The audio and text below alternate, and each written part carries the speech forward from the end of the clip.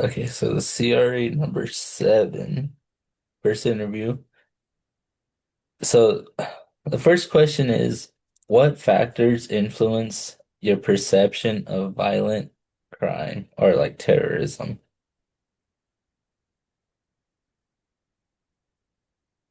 Can you explain that a little bit? So like our just a little background, our thing is like why are Americans more likely to kill each other than citizens of other wealthy industrialized nations? Like the US has like a super high murder rate compared to other Mm-hmm. countries of our like equal to us. Mm-hmm. It and then goes on to say, are we more bloodthirsty, more violent, more psychopathic than others? Or is there something about our culture that encourages us to settle our differences with violence? I feel like because this is like America, right? I feel like in America, a lot of people just feel like they're above everyone else, and obviously that's not true. But I think the like that feeling that they have thinks that like makes them think that they won't get in trouble for whatever they're gonna do. But I also think it's just people being crazy. I don't like. I feel like you see every day something terrible happening, and it just makes you wonder if everyone is crazy in their own sort of way and people just act out on it differently. Okay. How does violent crime slash terrorism affect you mentally and emotionally and in your day-to-day life, and why, if it does?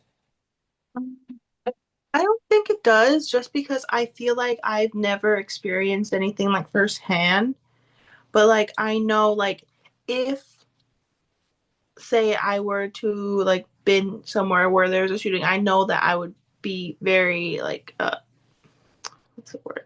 Very it would have been very traumatic for me. But because I haven't experienced that, it doesn't really affect me every day. But I know it affects a lot of people whenever they are around something that happens like that.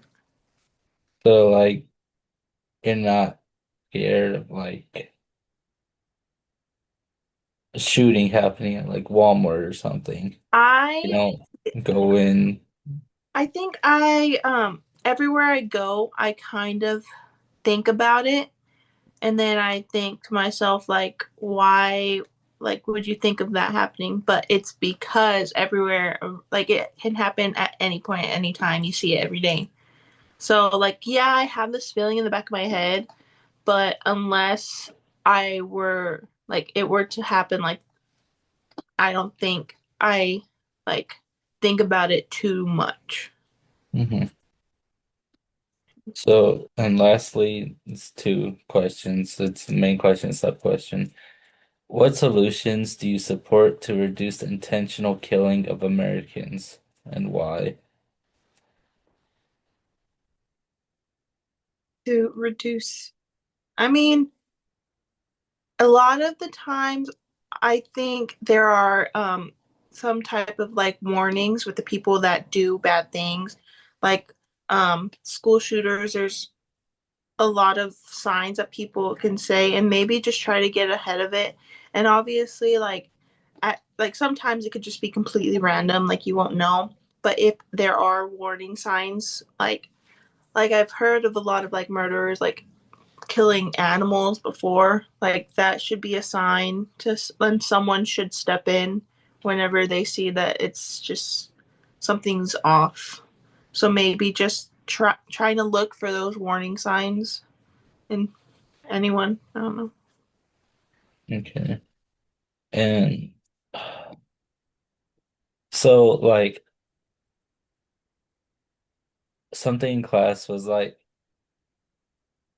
capital punishment, like the death sentence, Mm-hmm. is they tried to make it like a deterrent of like killings. Like to make people scared, like, oh, if you do Yeah. something bad, you're gonna get killed. Personally, I don't have any issue with it just because I know like someone would have to do something really horrible in order to get the death penalty. But at the same time, it just scares me a little bit because obviously some people get wrongly convicted, but I I haven't done enough research or anything to go against it or with it. But personally, I think it is a not a good punishment for those, but it I think it can reduce other people doing those same things because Hmm. they see someone else get the death penalty and they're like, "Oh, okay, like maybe I shouldn't do this." So going back to your first like solution, Mm-hmm. the warning signs one, how feasible do you think your solution is? Like what obstacles like stand in the way of it being reinforced? Not I think it just be that not everyone shows those warning signs. Some people just act on impulse. So obviously it's literally something that can happen within minutes, seconds. Um so some people it'll be helpful because some people do have those urgencies and they act on them early on in life or something like that. But some people it could just be like a flip of the in the brain and they just act on it immediately. So that is obviously not a very good it won't be a for sure thing, I don't think, but I think for some people it could be. That makes sense. Mhm. Well, that's all I have for you today, so thank you. Mm-hmm.